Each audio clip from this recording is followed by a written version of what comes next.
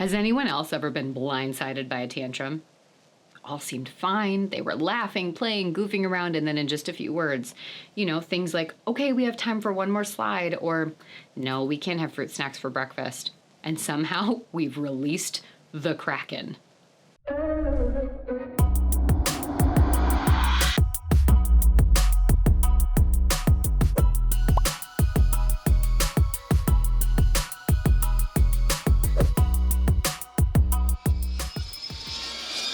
Hey everyone, how's it going? I'm Kira Wackett. Thanks for joining me for another video as we work to empower and equip you with the confidence and skills to write your own story so that you can live your life on purpose. Today, we're talking tantrums, and more specifically, how we as the caregivers can manage them for our little ones and ourselves in ways that free us up from shame, use less energy, and shift us from reacting to responding in a given moment by decentering ourselves from the situation.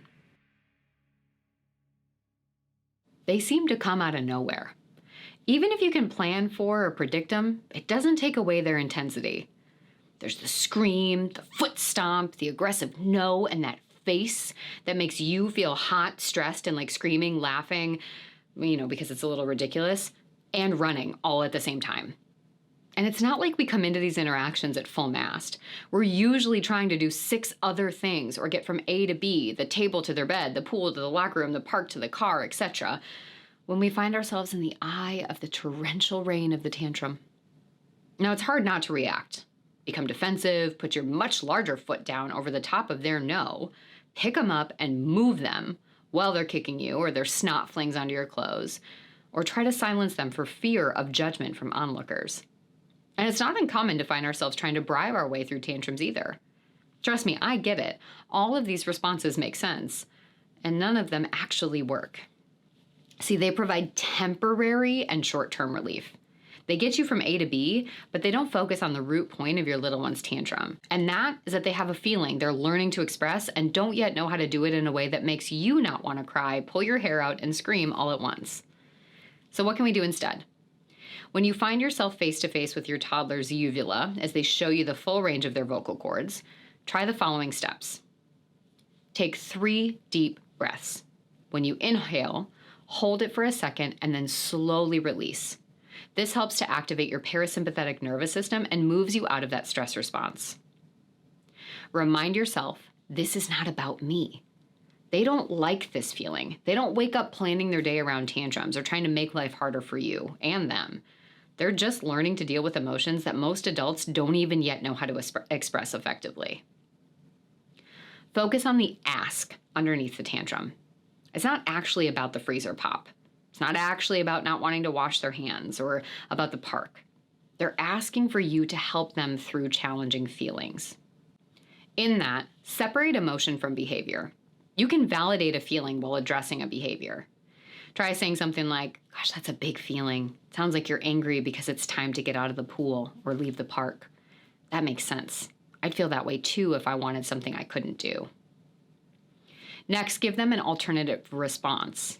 It's not uncommon for us to use some version of no or stop with our kids. We tell them what not to do, but don't explain why or what they can do instead. Something like, you're hitting, screaming, throwing toys, whatever, right now because you feel frustrated and you want me to know. You absolutely get to feel frustrated, and screaming, hitting, throwing, whatever that behavior is not an effective way to communicate that because blank. It could hurt somebody, it's unsafe, whatever. When I'm feeling sad, I try this. Or when I'm feeling angry, I try this. Let's try that. You could also say, you absolutely get to feel angry about not wanting to go to bed. Hitting is not an okay way to respond to that because you could hurt yourself or someone else. You can try doing blank instead. And when you're ready to talk, I'm here.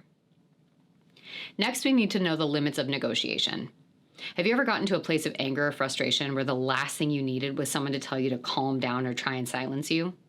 When someone did that, how did you respond? So we need to be mindful about doing this with our little ones. The only way to move past an emotion is to feel it fully. Sometimes you can craft the most gentle and supportive response and still get screams and thrown toys. That doesn't make you a bad parent or them an unruly kid. It just means they're having a hard time regulating right now. Know that they might need a second before they can be by or talk to you. We've worked with my now 3.5-year-old to say, I need a minute, or I need a break when she feels like she needs some space, and have helped her know what that can look like while we keep her safe. This is a great way to use a feelings corner, which I talked about a few weeks ago and we'll put a link to in the show notes.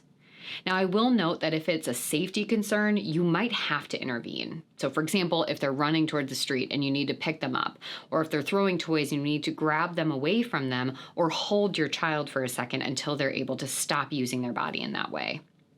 Make sure to return to the behavior then after they come down from their feelings.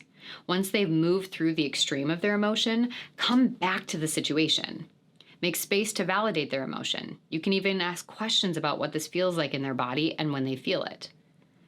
Then you need to honor their feelings and hold boundaries on how they can move through those feelings in the future in less destructive or activating ways. And from there, move forward. Once you've moved through the tantrum and had a conversation with them about emotions and behaviors, you have to let it go. Kids don't stay in the past, and once it's over, it can be hard to just let go and be excited to play again or go forward like the last 5 minutes didn't happen.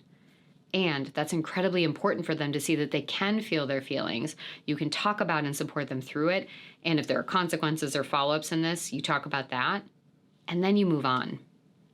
Take one last breath and remind yourself that you're amazing. When it's all done, your body's going to be vibrating with stress. You might be digging a shame hole, telling yourself that you're a bad parent for how you handled the situation, or for the fact that you don't like your kid in the moment. That doesn't make you a bad parent. You aren't supposed to like your kids every second of the day. Unconditional love is about showing up and putting in the work even when we don't like them. And knowing that the fact that you're even listening to this video is proof positive of how loving a caregiver you are.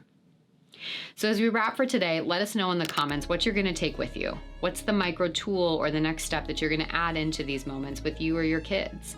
How can you share this with other people? And parents and caregivers that have gone through this, what else have you learned? How do you manage it in ways that has worked for you or your kids?